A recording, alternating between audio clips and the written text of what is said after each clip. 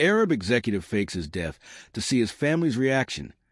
What the African woman did at his funeral will break you. He had everything: wealth, power, a family that praised him in public, but distanced themselves behind closed doors. Zayd al-Masri, one of the richest and most feared Arab executives in Dubai, reached a breaking point. Tired of shallow affection and uncertain loyalty, he did the unthinkable. He faked his own death. A heart attack, sudden and clean. The world mourned. But he watched it all, hidden in a black SUV parked behind the marble walls of his own private burial garden. He expected tears. He expected confession. He expected regret. But what he saw from his wife, his sons, and his inner circle shattered his soul. Until, near the end of the service, she arrived, dressed in the simplest white linen dress, barefoot, and carrying nothing but a torn photo in her hands. Her name was Abony, a woman from his past that no one ever mentioned, and what she did in front of his coffin made the billionaire weep inside the car. Before we begin, make sure to subscribe to the channel, like this video, and turn on notifications. This helps us bring more emotional and unforgettable stories like this one straight to you. Now, get ready for a story of betrayal, truth, and a love that not even death could silence. Zayd al-Masri stood alone on the top floor of his penthouse in downtown Dubai, staring at the skyline that had once felt like his kingdom. The Burj Khalifa reflected back at him like a blade of glass piercing the heavens. But tonight, none of that mattered. Not the towers, not the money, not the legacy. Because deep down, he had begun to suspect something horrifying, that the people closest to him loved only what he provided, not who he was. He tapped the edge of his crystal glass, letting the ice clink in rhythm with the clock ticking toward midnight. Below him, in the luxurious rooms of his home, his wife Soraya was sleeping in a separate wing. They hadn't shared a bed in 5 years. His 2 sons, Malik and Amir, both in their 30s, were in Europe, handling family business, as they always said. The truth? They were partying off his fortune, waiting for him to die. His lawyer, Hassan, had hinted it weeks ago. "You should look into your estate again," he'd murmured over dinner. There have been movements. Zayd knew. He always knew. But now he wanted to see. The idea had come to him after watching a viral video about a man who faked his death to expose his cheating wife. That story was petty. Zayd would be deeper, larger, operatic, because what he wanted was a revenge. It was truth. The next day, he called his private physician, Dr. Munir, a loyal man he'd once saved from bankruptcy. Zayd offered him complete immunity, a decade's salary, and a lifetime of security if he helped him disappear without a trace. It took weeks of planning, a secret mortuary, a forged death certificate, a cremation order that would never be fulfilled, a funeral with every luxury imaginable, but no body. The plan was flawless. The heart attack would be staged during a charity gala in Doha. The ambulance was prearranged. Cameras would be cut. Only Zayd and Munir would know the switch happened during the night, in the transfer from Qatar to Dubai. The world would mourn a king, and Zayd would watch it all from behind tinted glass. But there was one person he didn't anticipate thinking about: Abony. Years ago, long before his empire rose to international heights, Zayd had traveled to West Africa for a humanitarian investment. There, in a small coastal village, he had met Abony. She was unlike any woman he had ever known. She had nothing, and yet never begged. Her voice was calm, her words wise, her presence soothing. They shared weeks of secret walks by the ocean, philosophical talks under mango trees, and one unforgettable night. She gave him a carved wooden token when he left, whispering, "You will forget me, but I will not forget who you are." He did forget. Until now, the night Zayd died, he felt a twisted peace as the news spread. Headlines across the globe: Arab tycoon Zayd al-Masri dies at 57. There were articles about his net worth, tributes from world leaders, photos of his lavish properties, but no real grief, just business, posturing, opportunism. His wife Soraya hosted the funeral like a gala. The mourning attire was designer. The flowers were imported from Italy.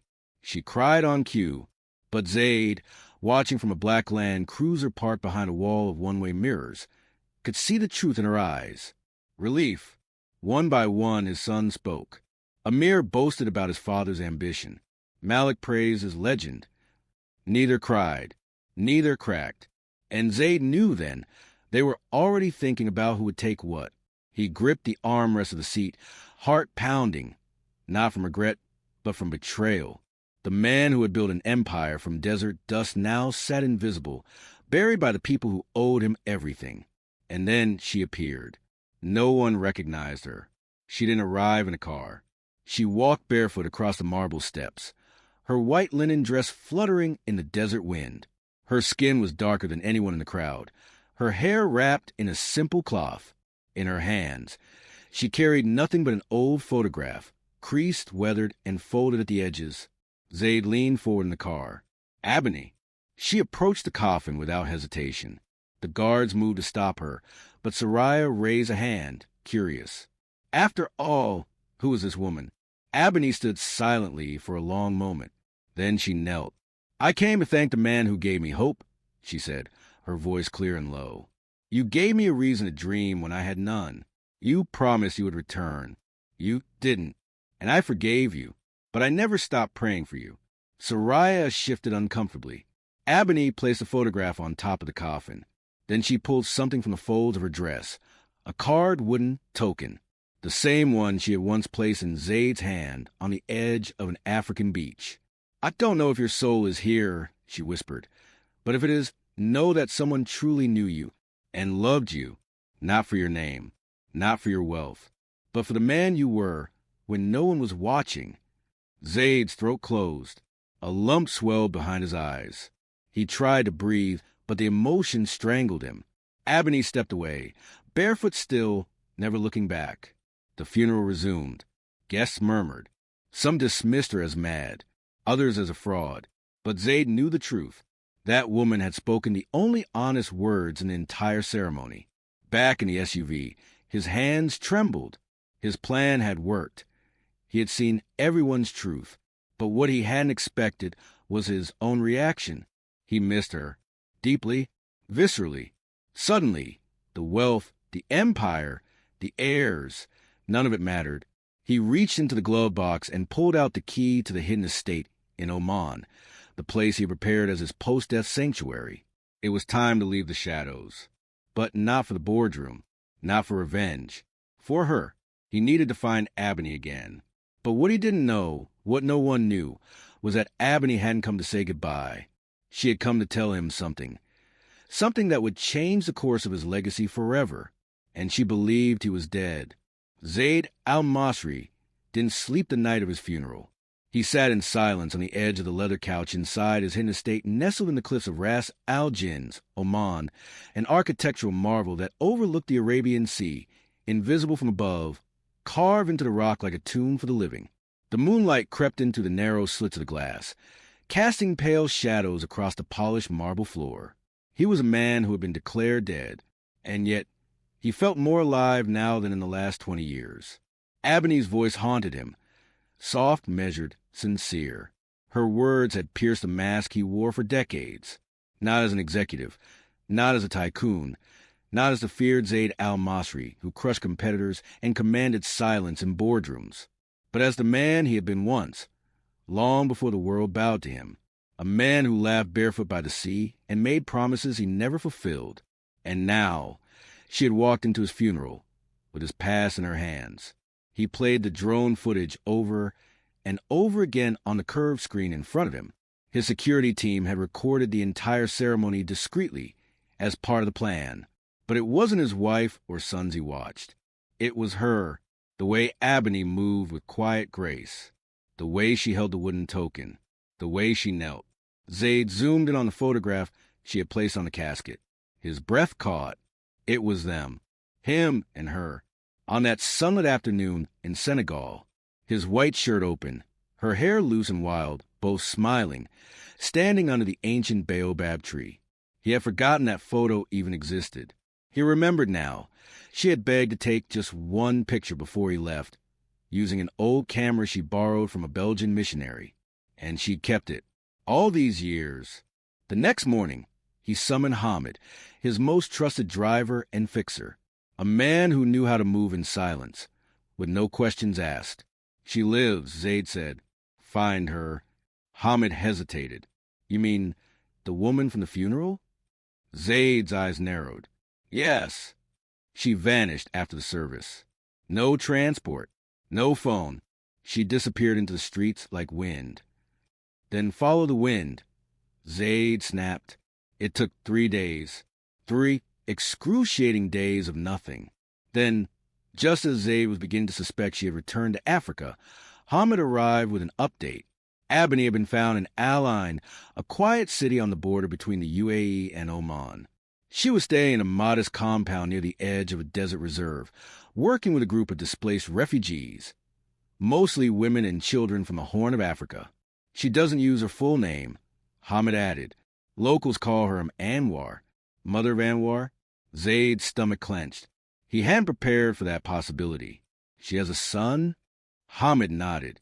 Yes, a boy. 17. Tall. Looks very much like someone I know. The word struck Zaid like lightning. 17. It aligned exactly. He stood, knocking over his tea. His pulse roared in his ears. Could it be? Bring her to me, Zaid said. But even as he said it, he knew it was wrong. She didn't owe him anything. He would have to go to her. 2 days later, dressed in plain linen, Zaid walked alone into the desert reserve on the outskirts of Al Ain, where camels roamed near barbed fences and the wind carried whispers of old songs. He didn't take his guards. He didn't wear his watch. He wanted nothing between them but truth.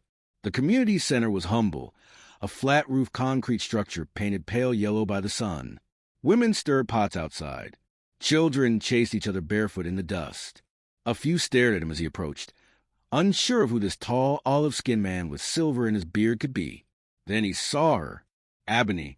She was pouring water from a jug into a cracked basin, her face turned away, her hair now streaked with time, but just as beautiful. She moved slowly, with the grace of someone at peace with life's simplicity. Zaid stopped 10 feet away. He didn't speak. She turned and froze. The jug slipped from her hands. Her eyes widened, her lips parted, but no sound came out. He stepped closer, slowly, gently, like approaching a wild creature in the wild. I had to see you, he said. She blinked. You're alive? He nodded. I had to know who was real. And now I do. She stepped back. You faked your death? Yes. Why? Because I died long ago. But you reminded me I once lived. Tears welled in her eyes, but she didn't let them fall. You vanished. I waited. I searched for news. And then I let you go. Zaid swallowed hard. I didn't deserve forgiveness. But I came because I think you may have someone who carries my blood.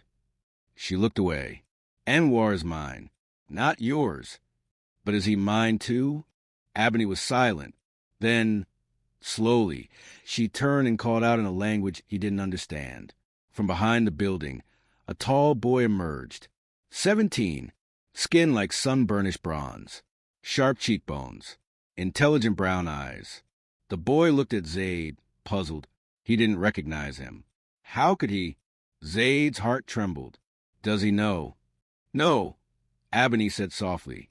He only knows his father was someone who left, and that I raised him with honor. Zaid nodded. Then let me do the rest right. The boy approached. Abony placed a hand on his shoulder. Anwar, she said, this man knew your father a long time ago. Zaid extended his hand. My name is Zaid. I would be honored to talk with you. Anwar hesitated, then shook his hand firmly. Nice to meet you, sir. And in that moment, Zaid felt something break and heal inside him. But what he didn't know was that someone had followed him. In Dubai, his death had triggered not just mourning, but movement. His family, his enemies, even his own lawyer had begun circling like vultures. And when whispers spread that Zaid al-Masri had been seen alive near the Omani border, a storm began brewing. A storm that would test not only his future as a father, but the safety of the woman who had always known who he truly was. Anwar was unlike any boy Zaid had ever known. He was curious without being intrusive, sharp without arrogance, and carried a stillness that reminded Zayd of his younger self, before the jets, before the private equity deals, before the world turned him into something polished and cold. In the days that followed their first meeting, Zayd returned to the refugee compound in Al-Ain quietly, without a convoy or announcement. He sat with Anoir under the palm trees. They spoke about languages, about the stars, about why birds never get lost in the desert sky. Zayd didn't press for trust. He earned it. He never told the boy he was his father. Not yet. Abony watched from a distance, folding blankets, feeding children, mending clothes as if her own heart weren't spinning faster than time itself. She knew Zayd was trying to reclaim something, but part of her feared what would happen if he succeeded. She had spent 17 years protecting Anoir from the world Zayd came from. Would she now lose him to it? One evening, as the sun dipped low and painted the dunes in gold and fire, Zayd asked Anoir, "Do you ever think about your father?" The boy paused, hands clasped, gaze fixed on the horizon. "Sometimes," he said, "but mostly I wonder why he left, or if he even knew I existed." Zayd's throat tightened. What if he didn't? Anoir shrugged. Then I can't blame him. But if he did and still left? Anwar's eyes narrowed. Then I hope he suffered for it. Zayd nodded slowly, swallowing the weight of those words. He had. That night, Zayd returned to the hidden estate in Ras Al Jins. He sat in the study overlooking the sea, the wind howling outside like a beast trapped in stone. He poured himself a small glass of Arak and opened his laptop to check on the outside world. What he found turned his blood cold. Across several gossip sites in the Gulf, blurry photos had surfaced. A man resembling Zayd, alive. Ghost of Zayd al-Masri? One headline read. Tycoon spotted in Oman? Asked another. Most dismissed it as rumor. After all, the funeral had been too perfect. But Zayd recognized the background in one image. The fence line of the refugee camp. Someone had been watching. He called Hamid immediately. "Sir," Hamid said breathlessly, "I was going to contact you. There's trouble." "Tell me." "Your son, Amir," he's moved aggressively. He filed legal documents to transfer full control of your holding company to his name. He's citing succession clauses, and he's doing it fast. Zayd clenched his jaw. He didn't even wait a full week. "It's worse. I believe he's working with your old rival, Rahim al-Zahrani." That name, Zayd hadn't heard it in years. Rahim was the one man who had once tried to destroy him from the inside. A brilliant strategist with no morality. Zayd had crushed him in the past. Clearly, Rahim hadn't forgotten. "Sir, if your survival becomes public now, there will be war." Zayd nodded slowly. "Then we stay in the shadows a little longer." But his mind was already racing ahead. If Amir and Rahim knew or even suspected he was alive, they wouldn't stop at legal power grabs. They would dig, follow, bribe, corrupt. And if they found Abony or Anoir, no, he wouldn't allow it. The next morning, Zayd made the drive himself back to Al-Ain, alone. This time, he didn't approach with peace in his heart. He arrived with urgency and a plan. He found Abony kneeling in the garden, planting a fig tree with the children. "We need to talk," he said. She looked up and knew, instantly, something had changed. They sat inside the modest clinic, behind closed shutters, while the midday heat pressed against the walls. "I have enemies," Zayd said. "They're watching. They may already know you exist." Abony nodded slowly. "I felt eyes. I didn't know whose." "It's not safe here anymore," he said. "I can protect you. I have a place." "I don't want your palace," she said. "It's not for luxury. It's for safety." She looked down. "And Anoir?" Zayd hesitated. "He should come too. Will you tell him?"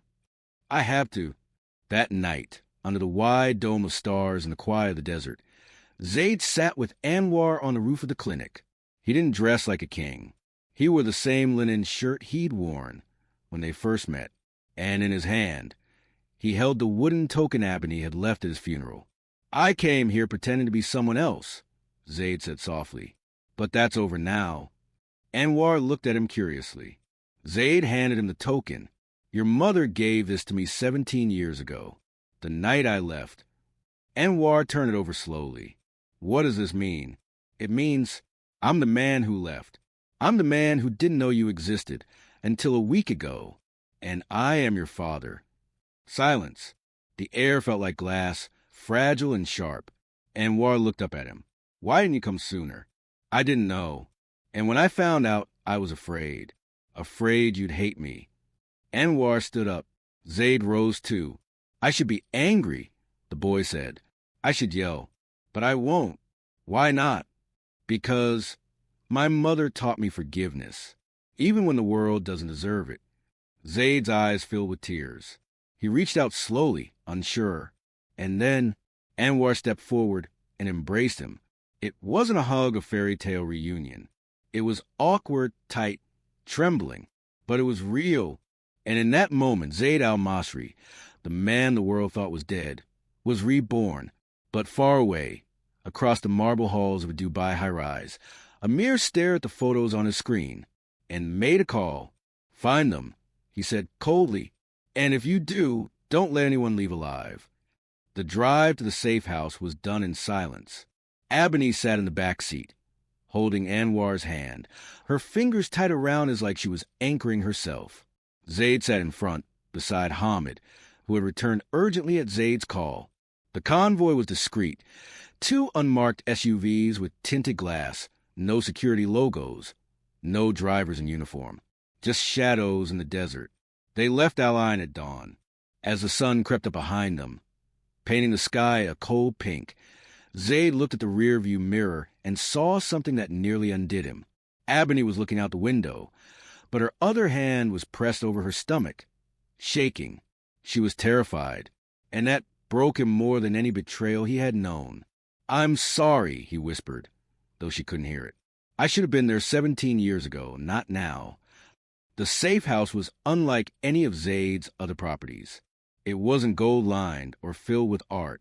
It was a converted date farm at the edge of the Dhofar Mountains, far from the cameras and corruption of Dubai, guarded by private men who had no connection to his business. This place was built for vanishing. He had used it once before, years ago, when a government scandal nearly exposed his offshore dealings. Now, it would serve a different purpose, to keep them safe. Inside, the walls were stone, cool and soundproof. No signal, no GPS, no trackers. The windows had mirrored glass. Anwar moved through rooms with awe, touching the walls, inspecting the massive wooden beams overhead. It smells like the sea and dust, he said with a half-smile. Zaid smiled for the first time in days. That afternoon, they sat together in the shaded courtyard as Hamid briefed Zaid in private. The photo leaks came from inside your old company, Hamid said. A receptionist sent them to a contact at GulfNet News. Probably bribed. And Amir? Zaid asked. Hamid's face hardened. He's no longer hiding. He met with Rahim al-Zarani 3 days ago. They formed a shell company and moved $32 million into a new logistics front in Riyadh. I believe they're laundering the stolen assets already. Zaid exhaled slowly. He's more dangerous than I thought. He also put a tracker on your old jet, Hamid added. We didn't catch it in time. Zaid froze. He knows I flew south. Worse. We found a trace of drone surveillance near the refugee camp. Low altitude. Stealth tech. Zaid didn't speak for a long moment. Then, Abony and Anwar are not to leave this property. Arm every guard. Prepare for breach protocol. Hamid nodded. Understood. Zaid looked at the mountains beyond the courtyard. For years, his war had been in boardrooms and balance sheets. Now it was something ancient, primal. Protect what is yours, even if it costs everything. That night, Zaid finally sat alone with Abony in the inner room of the villa. The candles flickered. Her face was bare, her hair braided back, and for the first time since they had reunited, she looked directly into his eyes without fear. You've built palaces, she said, but you never built a home. He nodded. I see that now. Why did you come back? I came for truth. I stayed for you. She closed her eyes. I've hated you. I've loved you. I've tried to forget you.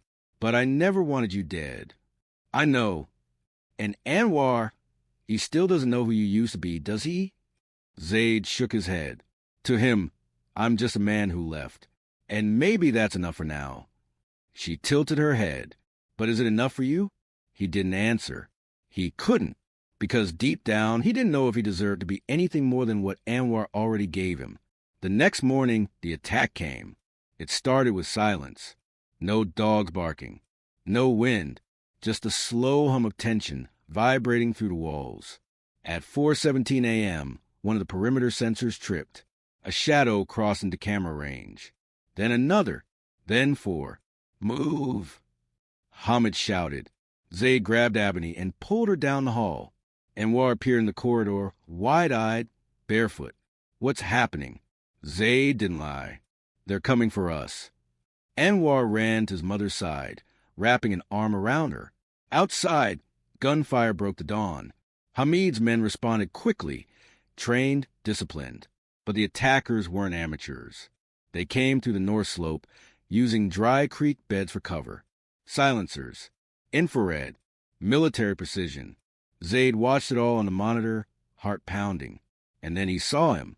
Amir, his own son, dressed in black, leading the charge.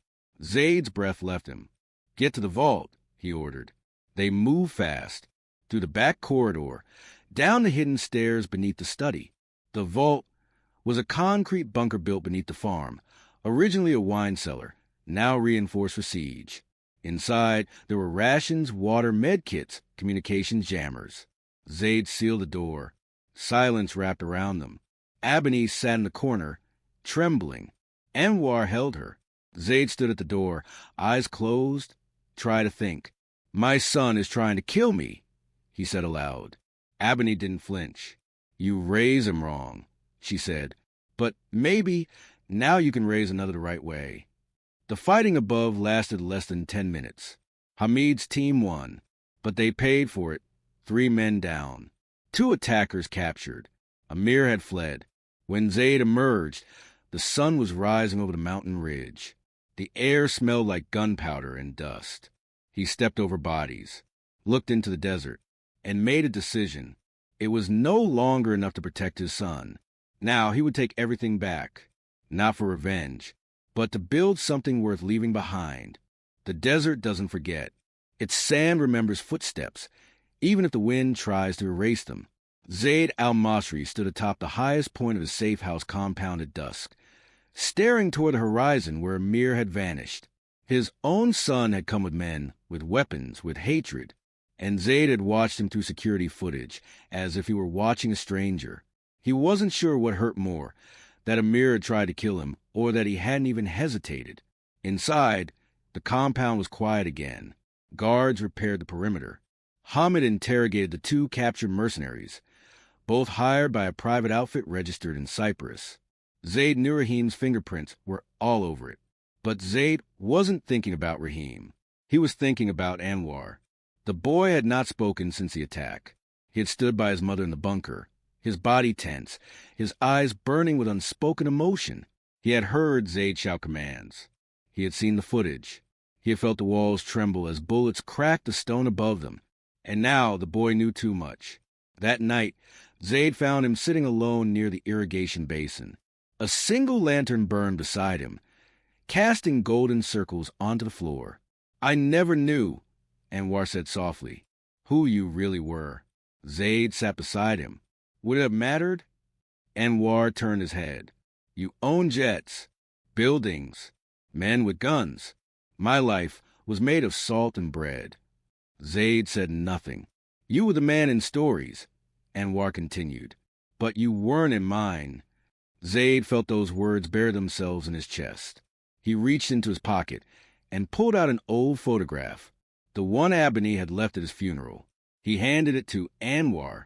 I forgot this picture ever existed, Zayd said. But when I saw it again, I remembered who I used to be. And for the first time, I wish I could go back. Anwar looked at the photo. I don't want your empire, he said, if that's what this is about. Zayd shook his head. It's not. You're my son. That's enough. Anwar lowered the photo. Then be a father, not a king. It was the single most humbling sentence Zaid had ever heard, and it changed everything. The next morning, Zaid took action. He summoned Hamid and ordered a full intelligence sweep. Every company tied to Amir's move was traced. Every proxy account linked to Rahim's new shell firm was frozen. He used backdoor leverage with 2 Gulf ministers, men who owed him personal favors, to begin a quiet inquiry into Rahim's dealings. But he didn't go public. Not yet. Instead, he issued an anonymous letter to Amir through a private courier. The message was short, handwritten in perfect Arabic. A lion raised in a palace forgets the scent of blood. You should have finished what you started. Now, you've declared war not on a man, but on a legacy. Z. 2 days later, the response came, not in ink, but in violence. Zaid's villa in Turkey was set on fire. The blaze killed no one. Security had been reduced long ago, but the message was clear. Amir was unafraid. He wanted everything. That night, Abony found Zaid in the surveillance room, staring at flames on a monitor. "You created this," she said. Zaid nodded. "I know." "Then you have to finish it." He turned to her. "How?" "Not with bullets," she said. "With truth." So he told the world. 3 days later, in a move that stunned the media and fractured the elite Gulf community, Zaid al-Masri appeared, alive, in a pre-recorded video aired on every major channel in the UAE, Oman, Qatar, and even parts of Europe. Dressed in simple clothes, seated before a desert backdrop, he looked into the camera with the solemn authority of a man who no longer feared death. "I am Zaid al-Masri," he began, "and I am not dead."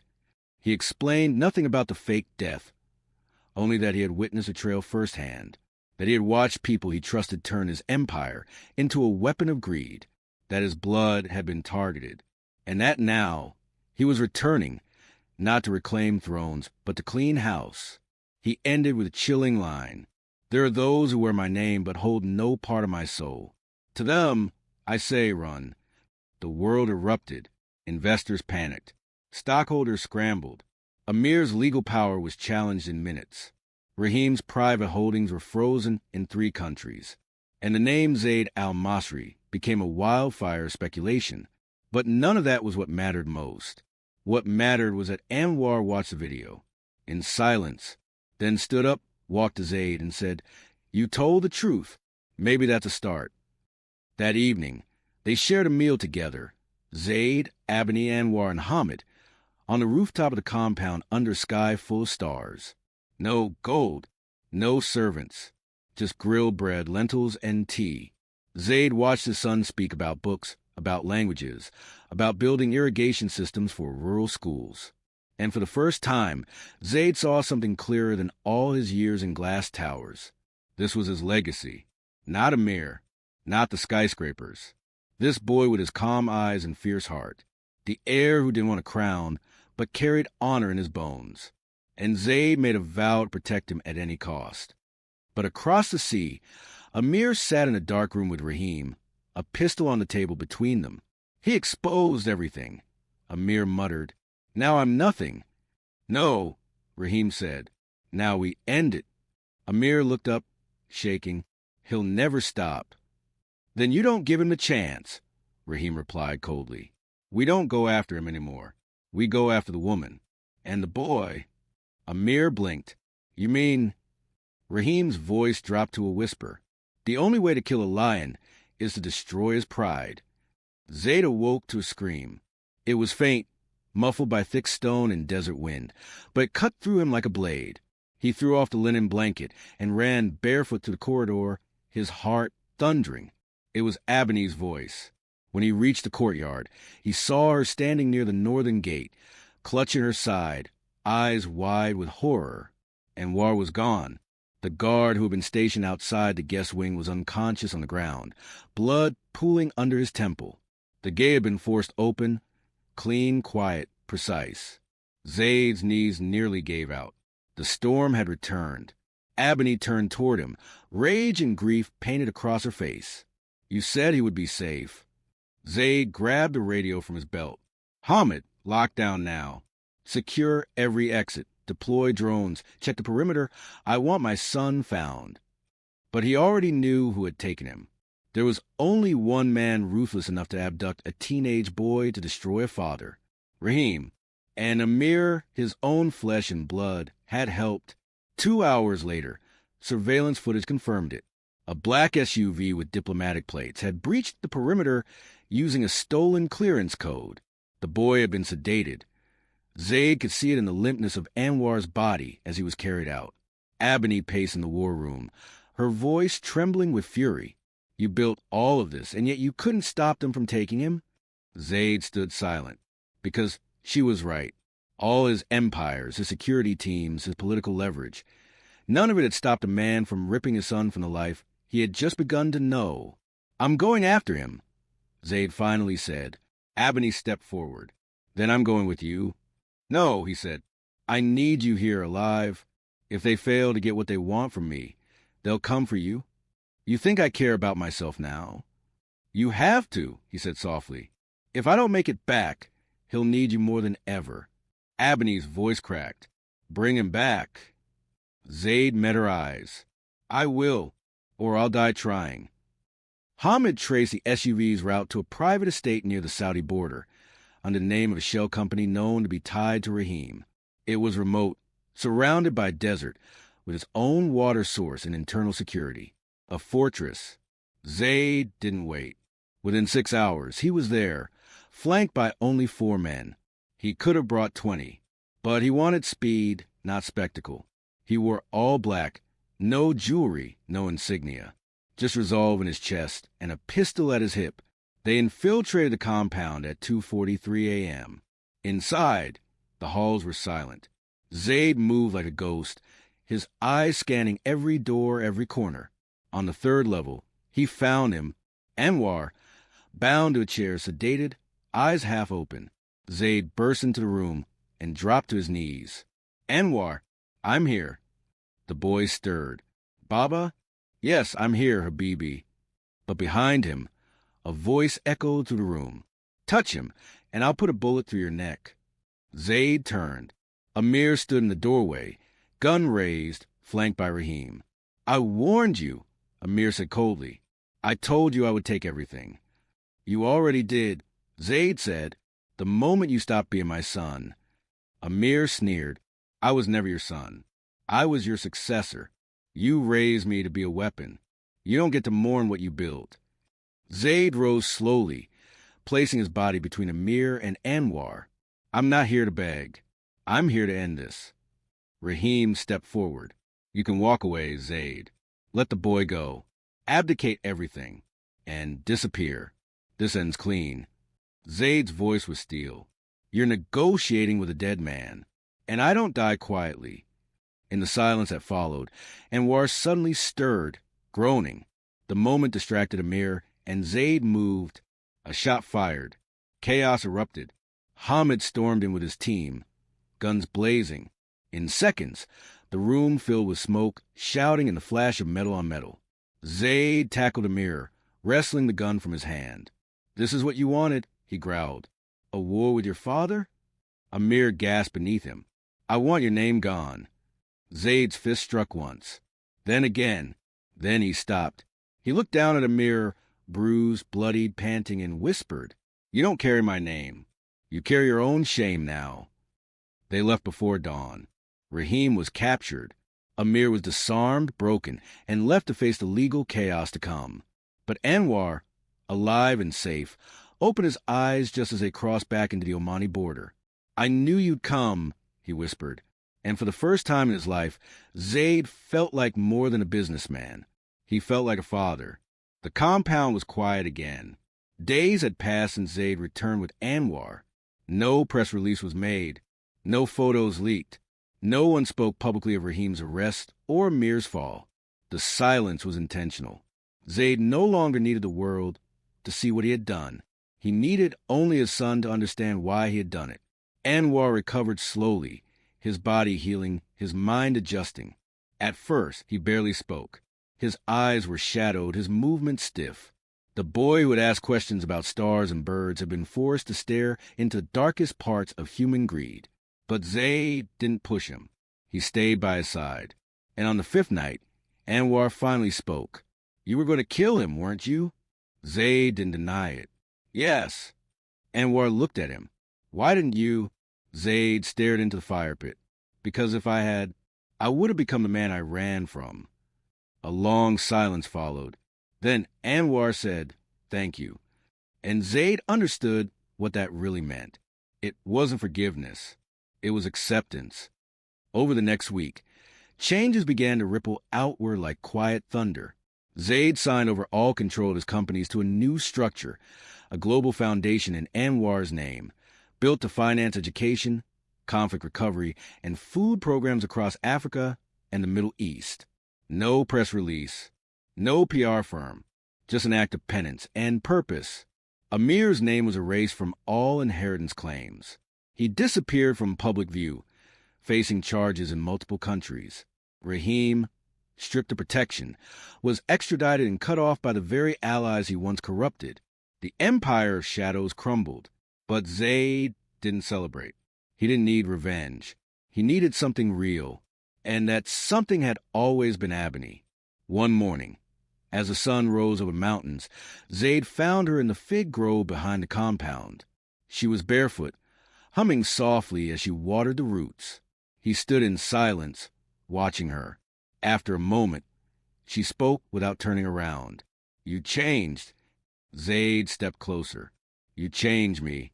She looked at him then, and for the first time in decades, her expression wasn't guarded.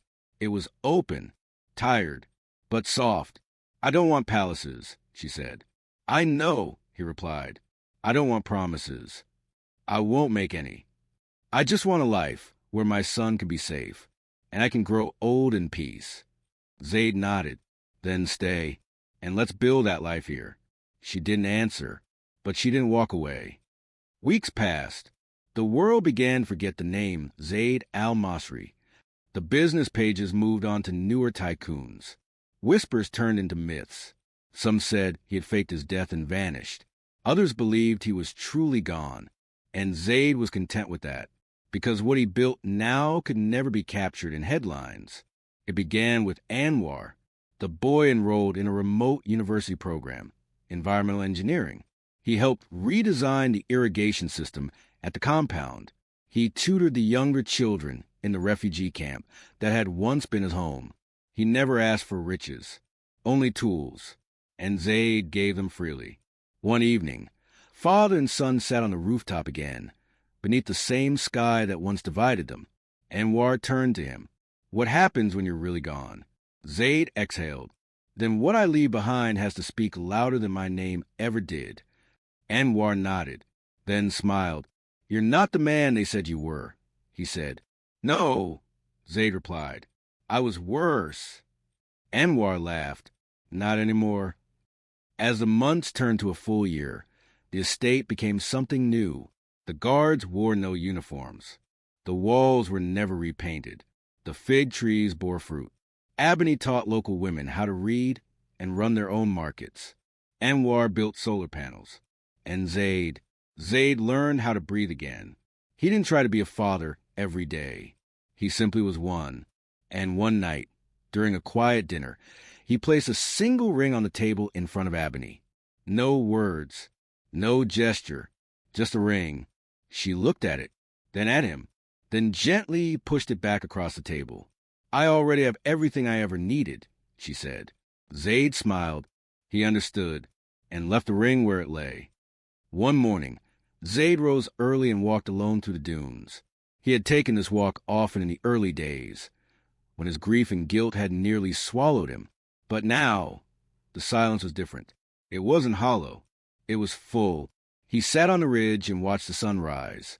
His joints ached. His beard had gone fully silver. And yet, in his chest, he felt younger than he had in decades.